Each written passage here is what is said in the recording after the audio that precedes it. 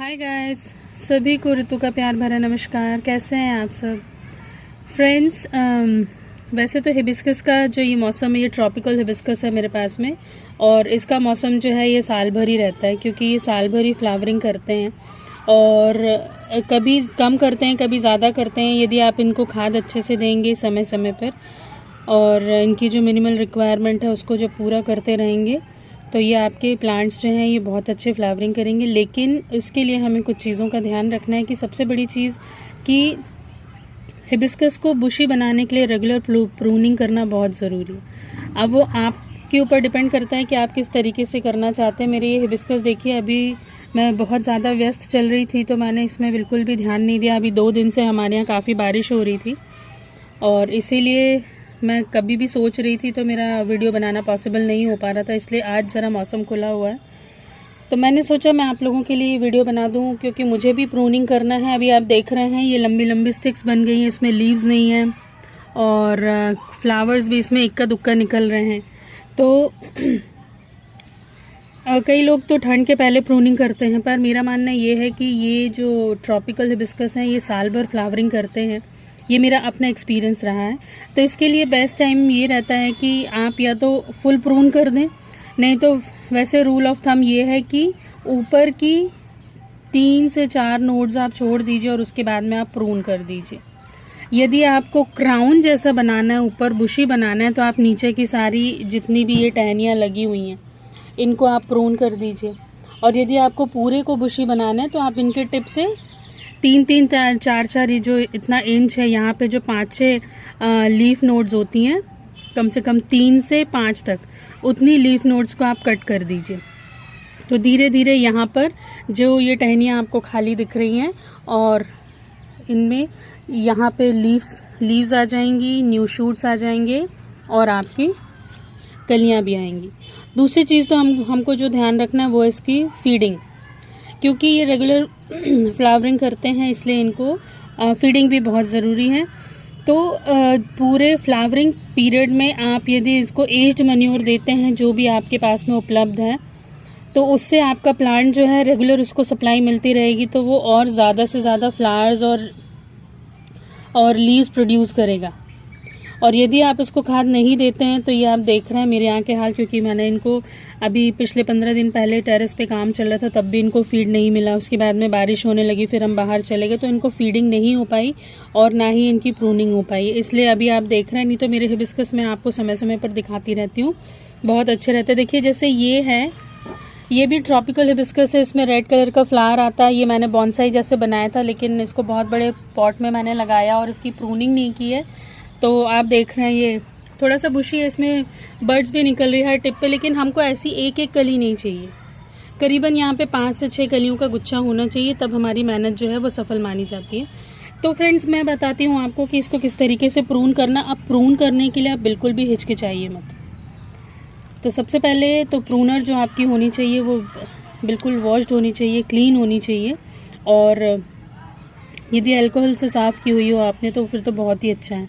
तो ये जो मेरी प्रूनर है ये काफ़ी शार्प प्रून है, ये प्रूनर है, तो इसको मैं तो काफ़ी अच्छे से प्रून कर लेती हूँ क्योंकि मुझे डर नहीं लगता।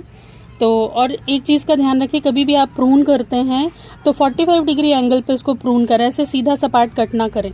इसको 45 डिग्री एंगल पे इस तरीके से आप कट कर दीजिए। अब यदि आपको ये कटिंग लगानी है तो आप इन्हें रख दीजिए, पास में रख दीजिए, और यदि नहीं लगानी है तो आप वैसे देख लीजिए। तो ये 5-6 नोड हम नीचे इसको यहाँ से कट करेंगे। जो बहुत घनी हो रही हैं उनको पूरी हम हटा देंगे।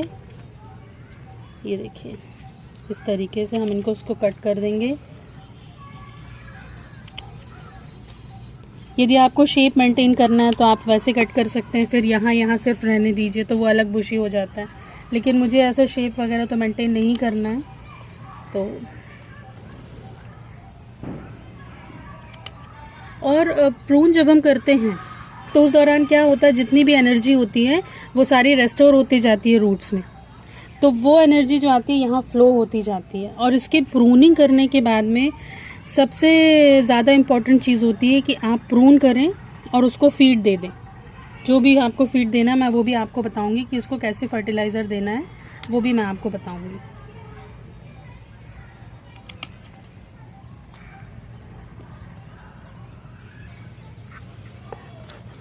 अभी सबसे पहले हम इसके जितने खरपतवार हैं ये सारे उखाड़ देंगे और ड्राइड लीव्स इसमें रहने देंगे। ये मल्चिंग का भी काम करती हैं। तो ये घास वगैरह है ये सारे उखाड़ देंगे। ये है एंटी फंगल पाउडर ट्राइकोडर्मा। तो सबसे पहले हम ये स्प्रिंकल करेंगे इसमें पूरे में, और इसको डालने के बाद में हम यहाँ पे हल्का सा ऐसे गुड़ाई कर देंगे, मिट्टी को खोल देंगे। क्योंकि अभी बारिश हुई है इसलिए इसकी मिट्टी काफ़ी सख्त हो गई है। ये है एप्सम सॉल्ट। सबसे पहले हम थोड़ा सा इसमें एप्सम सॉल्ट डालेंगे।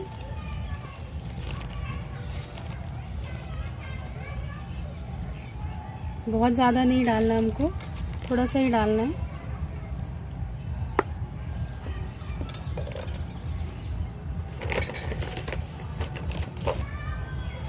और ये है बोन मील, मस्टर्ड सीड, जो सरसों की खली होती है वो, और नीम की खली का कॉम्बिनेशन है ये। तो इसको हम डाल देंगे और ये गमले के हिसाब से डालिएगा आप और पौधे के हिसाब से। मेरा ये प्लांट 1 साल पुराना है लेकिन इसकी आप देख रहे हैं स्टेम काफ़ी थिक है। यदि आपका प्लांट छोटा है तो आप इसकी क्वांटिटी जस्ट हाफ कर दीजिए। इस तरीके से डाल के और आप जो है इसे दबा दीजिए। तो जब भी आप पानी डालेंगे तो धीरे धीरे करके ये स्लो रिलीज फर्टिलाइज़र की तरह हिबिस्कस में चला जाएगा, उसकी जड़ों में चला जाएगा और इसमें आपके प्लांट में जो है इसकी हेल्थ में भी सुधार होगा और इसकी फ्लावरिंग भी बढ़ जाएगी। और यदि आपके पास ये सारी चीज़ें नहीं हैं तो बेस्ट है कि आप जो है गोबर की जो पुरानी खाद होती है वो आप डाल सकते हैं, वर्मी कंपोस्ट आप डाल सकते हैं। दोनों को बराबर बराबर मात्रा में मिला लें। यदि कंपोस्ट है आपके पास तो आप उसे भी मिला के और मिक्सचर बना के महीने में 1 बार 2 मुट्ठी 3 मुट्ठी डाल दीजिए और कहीं से कहीं तक आपके पौधे को कोई नुकसान नहीं होगा। ये ऑर्गेनिक चीज़ें हैं। खरपतवार यदि उगती हैं तो उसे आप साफ़ कर लीजिए। तो फ्रेंड्स, मुझे उम्मीद है मेरा ये वीडियो आप लोगों को पसंद आएगा। तो हम फिर मिलते हैं अगले नए टॉपिक के साथ में अगले नए वीडियो में। तब तक के लिए अपना ध्यान रखिए, अपनी गार्डनिंग को एंजॉय कीजिए, चैनल को सब्सक्राइब कीजिए, वीडियोस को शेयर कीजिए, लाइक कीजिए। Bye bye, thanks for watching, happy gardening.